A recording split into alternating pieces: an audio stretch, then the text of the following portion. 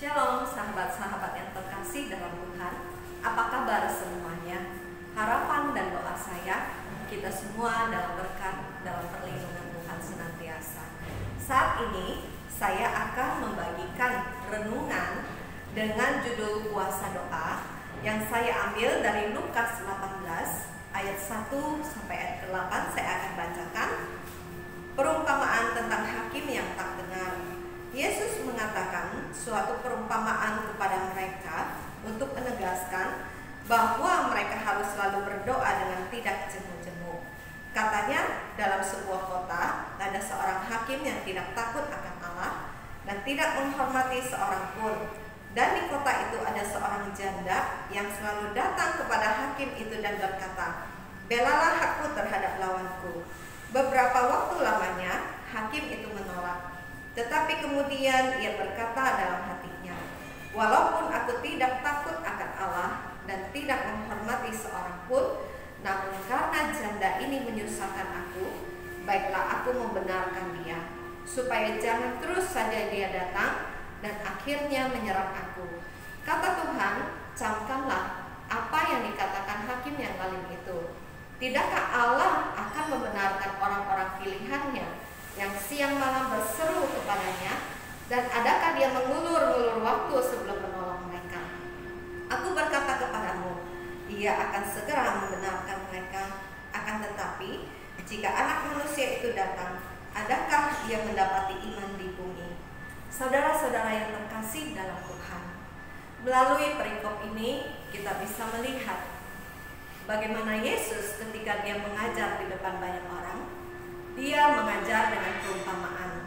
Dikatakan oleh Yesus bahwa di sebuah kota ada seorang hakim yang zalim, seorang hakim yang tidak takut Tuhan, yang tidak menghormati seorang pun.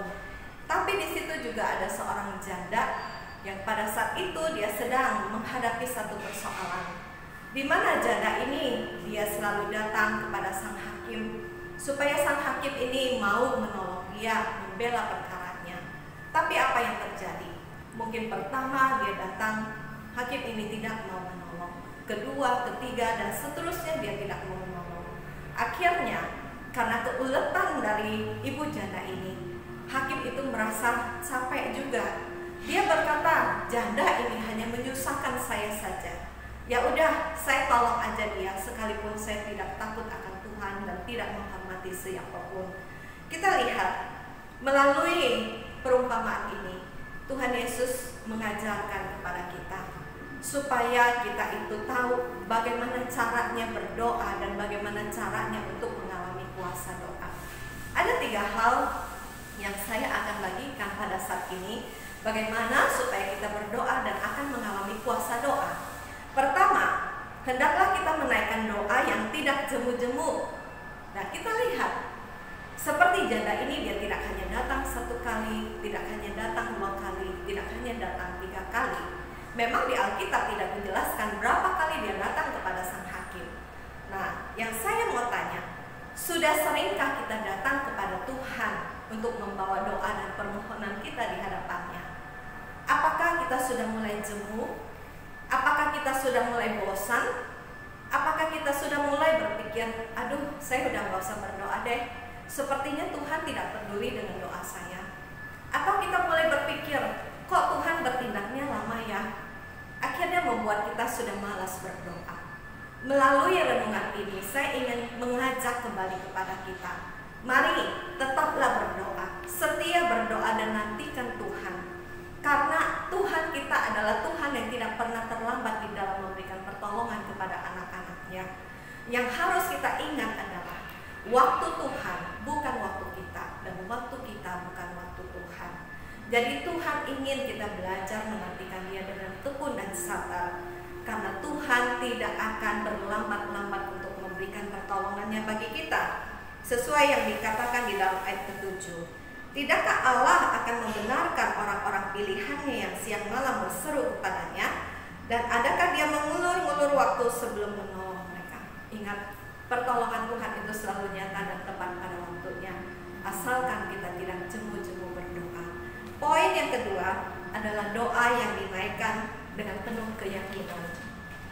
Dalam Ibrani 5 ayat 16b dikatakan, doa orang yang benar bila dengan yakin didoakan sangat besar kuasanya. Sebagai orang yang dipilih oleh Tuhan, dikuduskan dan dijadikan sebagai anak, kita diberikan kuasa di dalam berdoa.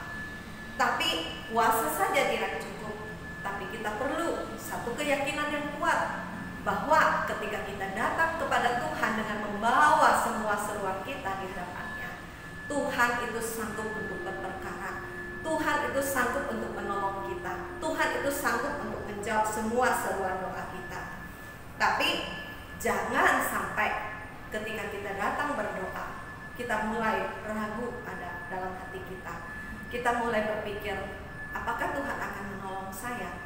Apakah Tuhan mampu menyelesaikan perkara saya? Di dalam Yakobus 1 ayat 6 sampai ayat ke-7 dikatakan, hendaklah ia memintanya dalam iman dan sama sekali jangan bimbang, sebab orang yang bimbang sama dengan gelombang laut yang diombang-ambingkan kian kemari oleh angin.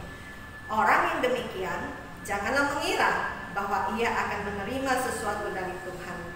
Saudara-saudaraku, berhati-hatilah dengan yang namanya keraguan, karena keraguan-raguan itu sama dengan kita tidak percaya kepada Tuhan.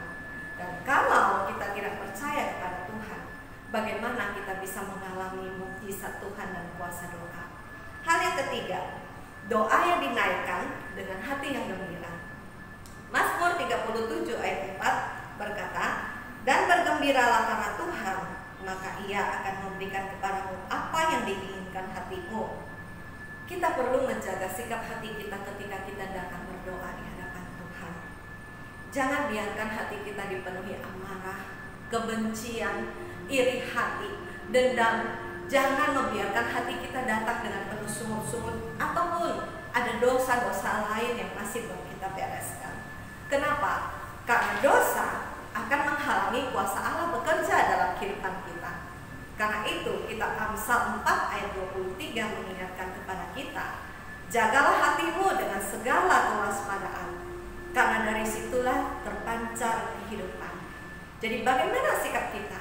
Ketika kita datang kepada Tuhan, hendaklah kita datang dengan mempersembahkan hati kita sebagai hati yang penuh dengan ucapan syukur kepada Allah.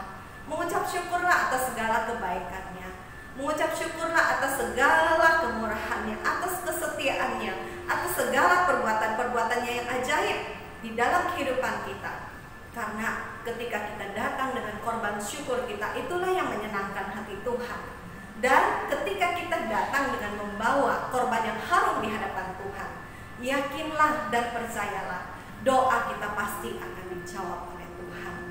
Saudara-saudara yang terkasih dalam Tuhan, mari kita terus menambah waktu kita untuk banyak berdoa di hadapan Tuhan. Sekalipun mungkin di antara kita saat ini ada yang sedang sakit, ada yang sedang dalam kebimbangan, ada yang sedang diliputi oleh rasa takut, rasa cemas karena kondisi keadaan yang ada. Mungkin juga saat ini ada yang sedang bermasalah dengan masalah ekonomi, kehilangan pekerjaan, atau mungkin ada keluarga yang renggang nyawa oleh karena COVID yang terjadi. Saya katakan, janganlah kita memfokuskan pikiran hati kita kepada persoalan yang terjadi dalam kehidupan kita. Kita harus selalu mengingat sebagai orang yang percaya, kita punya Tuhan yang besar, kita punya Tuhan yang mengasihi kita, kita punya Tuhan yang dahsyat dan luar biasa. Mari kita datang kepada Tuhan, hampiri Tuhan, cari Tuhan, datang dengan penuh iman, datang dengan korban persembahan, datang dengan ucapan syukur, datang dengan segala penyembahan kita di hadapan Yang Kudus. Percaya kita akan mengalami kasih-Nya, kita akan mengalami kekuatan-Nya, kita akan mengalami pertolongan-Nya, perlindungan-Nya. Bahkan segala sesuatu yang tidak sanggup kita kerjakan, Tuhan akan kerjakan bagi kita. Karena bagi Tuhan, di dalam dan bersama Tuhan, tidak ada perkara yang mustahil. Marilah kita tekun di dalam doa. Kiranya renungan ini memberkati dan menguatkan kita semua. Tuhan Yesus senantiasa memberkati. Amin.